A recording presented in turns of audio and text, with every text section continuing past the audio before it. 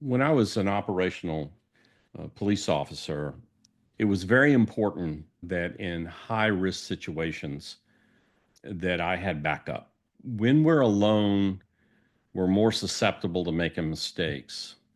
And courage is not an individual characteristic as much as it is when we have people that help us and back us up.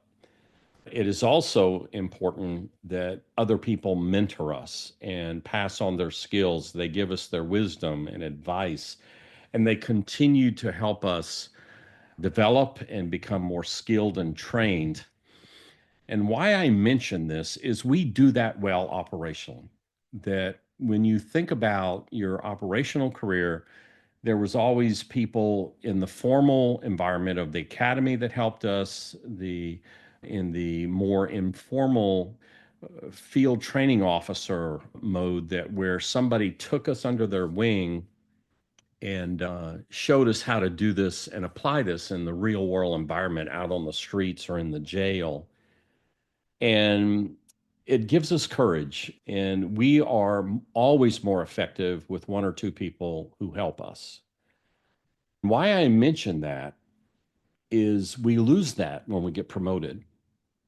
And when we get that memo saying we're a sergeant or lieutenant, unlike we did when we were in the new assignment as operational police officers and deputies, the more experienced people who came to us and helped us operationally, they're not present in the management culture. And basically, what happens is we get a memo and we don't go through formal training hardly at all. And most importantly, we don't have that informal mentoring because courage and learning occurs with skilled people who help us do what we need to do. But at the management culture, that's not going to happen. And when I was asked one time by a federal agency to develop a supervision mentorship course, I told them, I said, I can't do this. And they said, why? I said, because no one mentored me. When I got promoted, no one ever came in the office and said, let me help you. You know, two heads are better than one, etc. And they said, well, we really want this course. And could you mind checking with people and come up with a curriculum? So I called 10 of the best police chiefs in the country. And I knew they were the best chiefs because in the years I did training and stuff, I heard their names mentioned on a regular basis that this was one of the best chiefs in the country, so forth and so on. So I called them. I made a list of them and I called each one of them. And in that conversation, I asked them a question. I said, who mentored you? Who mentored you? Who helped you develop your skills and backed you up as you tried to learn how to do this new job? And their answers were amazing. 9 of 10 said, operationally, everyone. Once I was promoted, no one.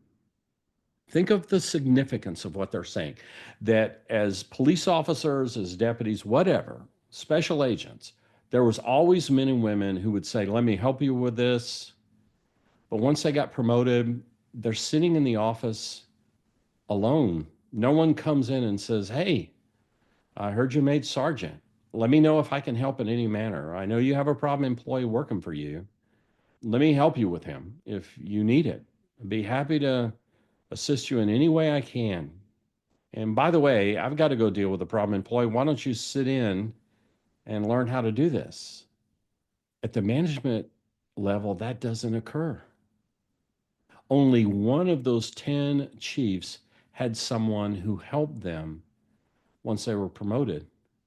And that's why we fail. As long as you don't have people in your life who help you, because together we do things well. By ourselves, we end up getting overcome by fear and uncertainty.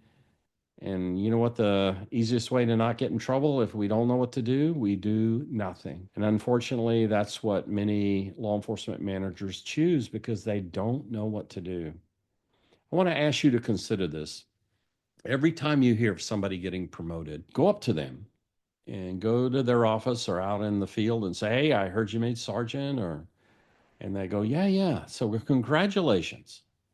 If I can help in any way, please don't hesitate to call me. We'll be happy to help. I'm not the greatest, but two heads are better than one, and we can do this together."